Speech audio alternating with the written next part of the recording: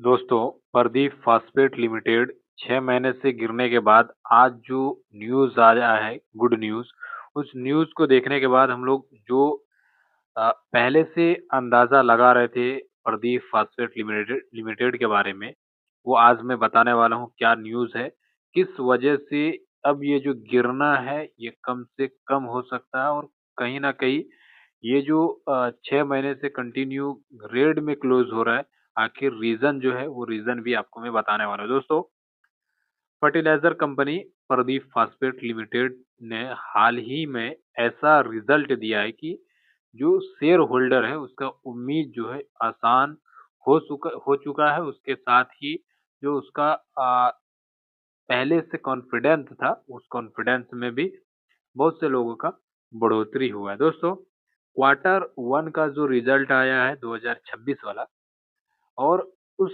2026 का जो टारगेट है 255 करोड़ का, ये टारगेट कहीं न कहीं अचीव कर चुका है, जो पिछले साल की इसी महीने की जो प्रॉफिट था लगभग 5.3 करोड़, यानी पूरे 400 47,026% मतलब लगभग आप मान सकते हैं कि ट्रिपल।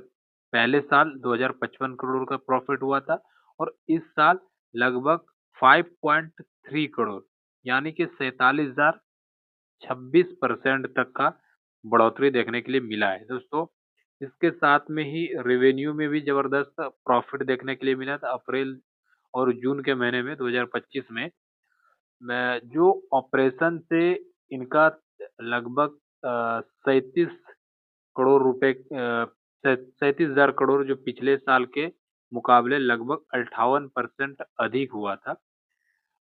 मतलब जो काम-काज था, जो इसका प्रॉफिट था पिछले साल के तुलना में इस साल लगभग 37 से 38,000 करोड़ का डबल प्रॉफिट ये बुक किया है।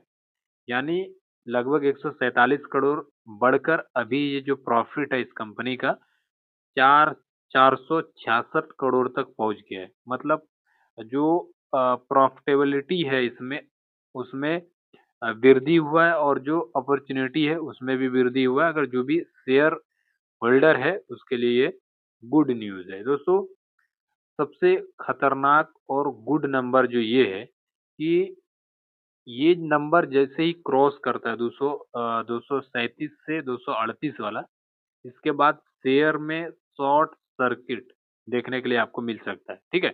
लेकिन अभी कहाँ पे काम कर रहा है? अभी अगर मैं बताऊँ, जिस लेवल पे ये काम कर रहा है लगभग ₹165 का, ये कहीं न कहीं शॉर्ट सर्किट लगने के मतलब 52 वीक का जो पहले अपर सर्किट था, अपर सर्किट के बाद 52 वीक का लो लगने के बाद यहाँ पे लगता है कि शॉर्ट सर्किट लग सकता है। लेकिन इसका मतलब ये नहीं कि आने वाले समय में फर्टिलाइज़र मजबूत नहीं होगा, प्रॉफिट होगा, रेवेन्यू होगा और वहीं पे शेयर में कुछ ना कुछ बढ़ोतरी देखने के लिए मिलेगा। दोस्तों, आगे क्या है, जो भी होल्डर है जिसके पास प्रदीप फास्फेट लिमिटेड का अ, शेयर है, उसको क्या करना चाहिए? अगर आप लॉन्ग टर्म निवेशक सोच रहे हैं, अगर आप लॉन्ग टर्म निवेशक हैं, अगर अ, तो ही आप इस संकेत को देख करके अपने कंपनी में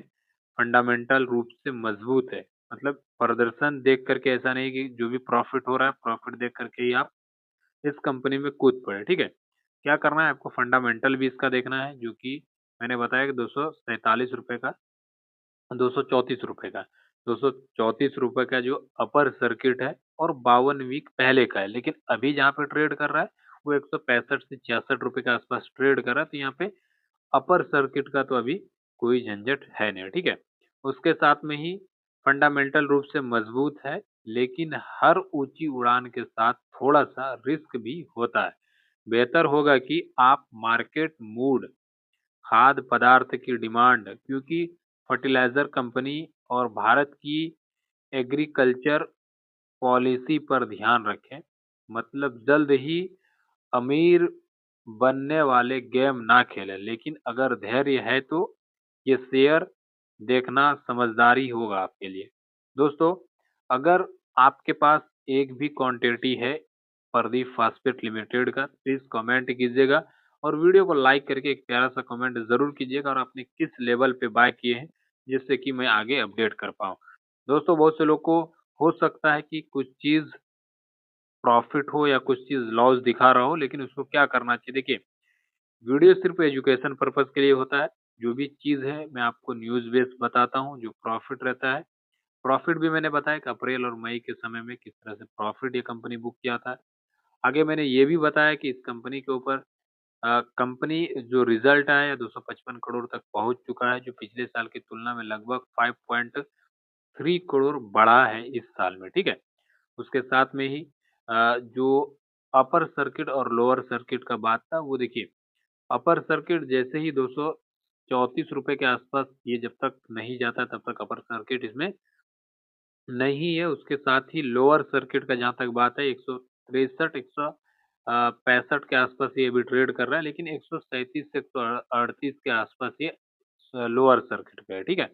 दोस्तों इन सब चीजों को नजरअंदाज करते हुए आपको अगर इस कंपनी में निवेश करना है तो आपका जो भी फाइनेंशियल एडवाइजर है उससे ही एडवाइस लेकर के काम करें। हो सकता है कि आने वाले समय में एक अच्छा ग्रोथ देखने के लिए मिल जाए, या हो सकता है कि आने वाले समय में लॉस भी हो सकता है, ठीक है। दोस्तों मिलते हैं एक और नए वीडियो में। धन्यवाद।